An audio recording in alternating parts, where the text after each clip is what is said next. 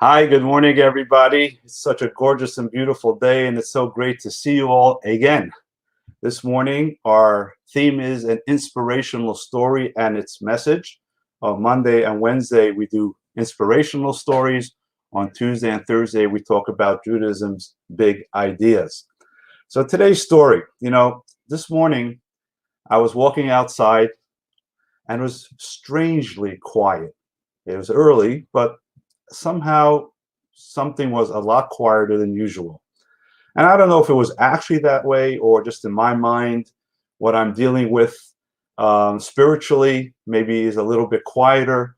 I've been thinking about, not even a week ago, we were talking about miracles, splitting of the sea, Exodus, just all these great, fantastic things.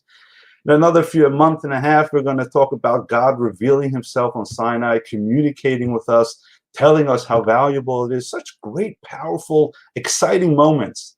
And now it's just very quiet. There's no miracles, no communication from God.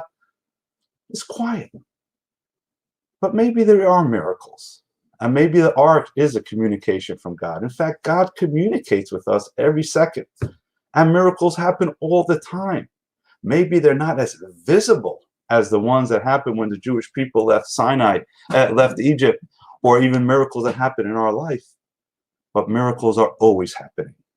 And this story that I'm going to share with you is going to show us how there are special things that happen in our life, and God is always communicating with us. The question is, do we understand his language? What is God's language? How does God communicate? Because it's not about hearing God speak to us. It's about understanding our purpose in this world. And who else can give us a reason to exist if not our Creator himself or herself, but God, our Creator. So let me share with you this story. This is a story that I love.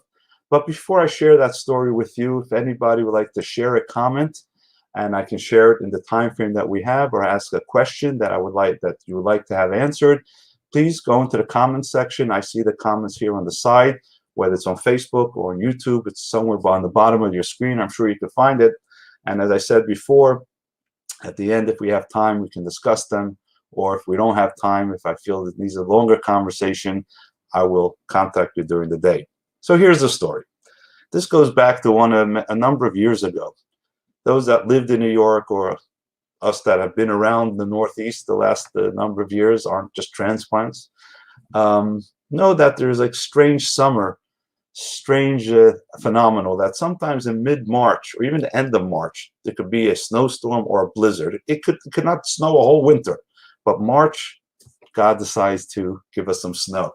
So this story took place during one of those late March snowstorms.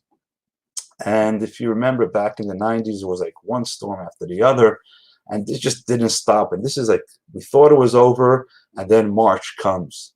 And New York City was everybody just stuck at home like we are now, but not for 6 months. It was for 2, 3 days. It was a piled up snow. You couldn't get anywhere until they cleaned the streets. Now, until they clean the streets doesn't just mean you can't get anywhere. In New York City, that means your garbage will not be picked up for a number of days. And in certain sections of Brooklyn and Queens, in New York, where there's a high density of people, the garbage piles up pretty quickly. And if it's not collected daily, you get a big mound of garbage. And this is what happens in a community in Kew Gardens section of Queens.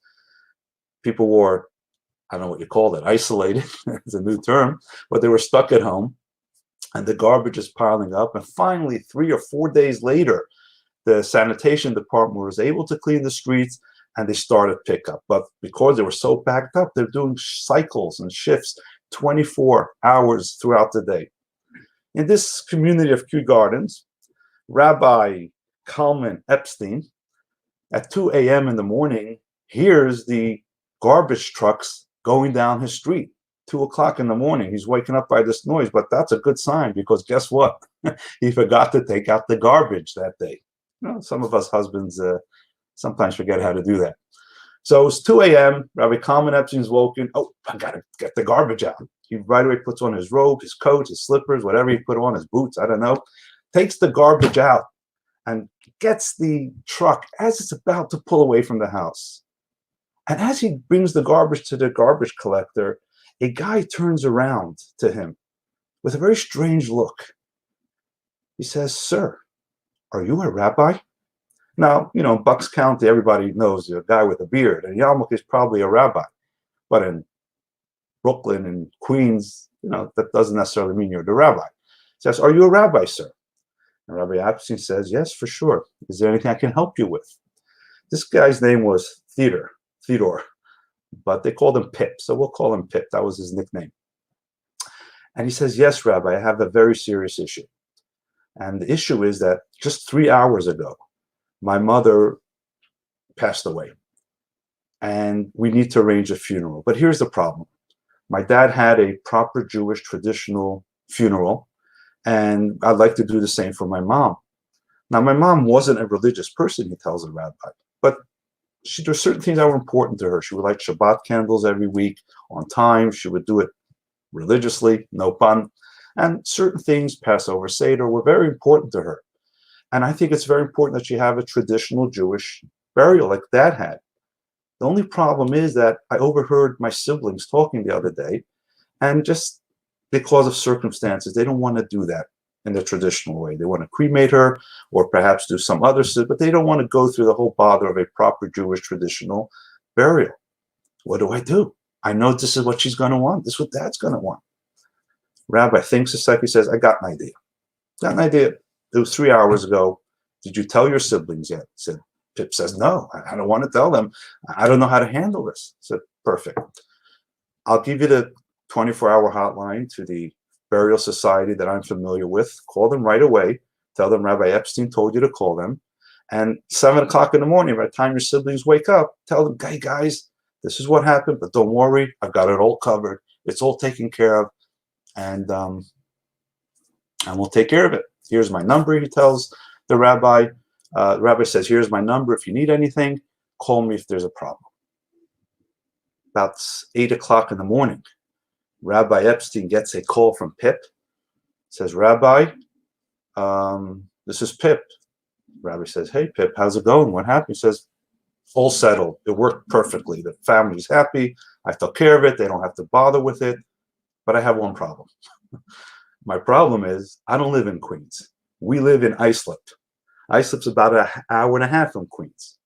And I have the funeral set, but now I need a rabbi. Would you be able to do the funeral for us?" And Rabbi says, "Sure, I'd love to help you out." Although it was a schlep, but that's what rabbis do. An hour and a half, he goes out, he does the funeral, and it's a very moving ceremony. About a week later, the garbage trucks are coming down again, and the rabbi wants to check up with Pip because Pip never gave him his number. Pip had the rabbi's number.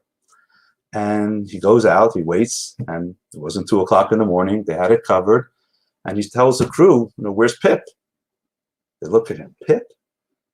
Pip never works on this crew. He's out from Long Island. We just had to bring him in because we're short-staffed. We don't even know how to get in touch with him." At that point, Rabbi Epstein says, "Wow." So the reason Pip came in was to be a backup for the garbage. But that's if you look at the world. But the real reason why Pip was brought in so is that he can meet this rabbi who woke up 2 o'clock in the morning and forgot to bring out his garbage and was able to connect and be able to do a proper funeral for his mom, for whom it was so important. See, you want to know what God's language is? This is how you spell God's language. There's English, there's Russian, there's Portuguese, there's Spanish, there's Hebrew. Then there's another language. It's spelled L-I-F-E, which is called life. That's God's language to us. And God communicates with us every day, as we've spoken in the past. You wake up in the morning, that's the way God says, "I love you, I need you here." And things that happen during the day and things that happen during your life. That's life. Life is God's gift. And the things that are happening are the letters and the sentences and the paragraph and the way that God can tell you what it is that you need to be doing that will bring you fulfillment. It's God's love to us in which he communicates through the language of life. And therefore, as we are now isolated, and we are self-isolating, or we are secluded, and we're doing all this distancing, and we're living a very different lifestyle, let us remember, this is God telling us something. And perhaps during the day today, think about one or two things that you've been doing the last 4 or 5 weeks that you wouldn't have been doing otherwise. I can tell you one thing, that I have changed completely in my routine because of Corona. And you're watching it right now. My coming on YouTube and Facebook and doing all this stuff is so out of my box. It's so out of my comfort zone for those of you who know me. But this is something that needed to be done for me to feel the connection. And you don't know, my dear listeners, how much this has impacted my life, how much clarity and focus it has given to me. It is a great blessing for me, and I hope you enjoy it as well. But this is something that I hope will continue. But this is something that it would never have happened had this thing not happened. To look at God's language as a language of life is a clarity for me that I may have understood in the past, but I see so clearly. And this is something I hope that will build and grow in my life. And I ask you to do the same.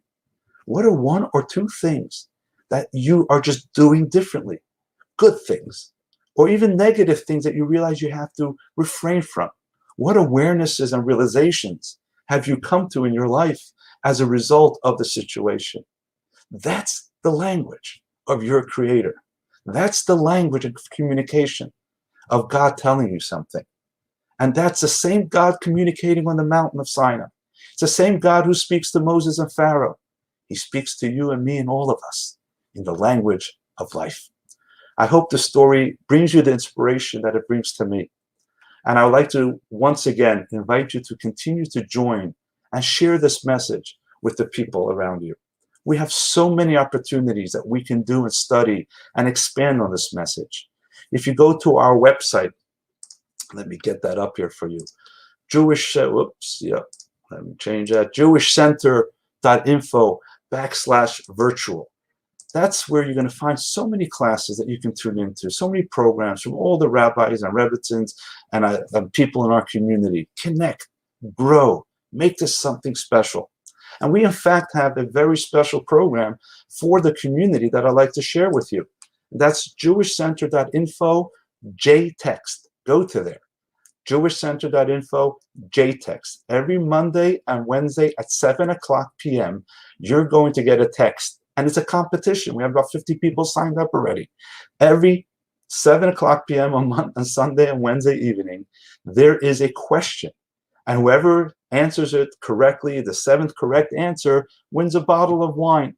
But you win more than the bottle of wine. You're engaged in an exciting activity that brings joy, brings happiness, brings maybe some tension. Are you the 7th? Brings information, but brings connectedness. So if you go to our website, jewishcenter.info/JText, you sign up during the day. Tonight at 7 p.m., you'll get the text, and you'll be part of this community that's having fun. Otherwise, just go to our website, jewishcenter.info. You'll see a banner there that connects you to our virtual site, and you'll be able to see all the wonderful things that are going on. So I'd like to conclude with the 3 bullets of this week. In addition to the inspiring message of the story that you can listen and share on Facebook and YouTube, is don't forget to go outside, get some fresh air, reach out to people that you wouldn't have otherwise, and plan out. Plan things to do that bring meaning to you. Go out, reach out, and plan out. And try to pay more attention to the beautiful message that your loving Creator is giving you. Have a wonderful day. See you tomorrow at 8:30.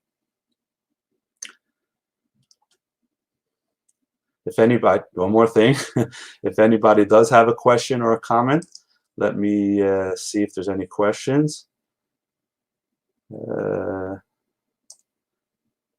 Thank you all for your beautiful comments. I don't see any questions.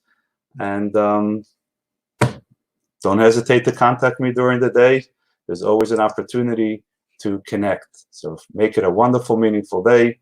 Go out, reach out, plan out, and pay attention. Bye-bye.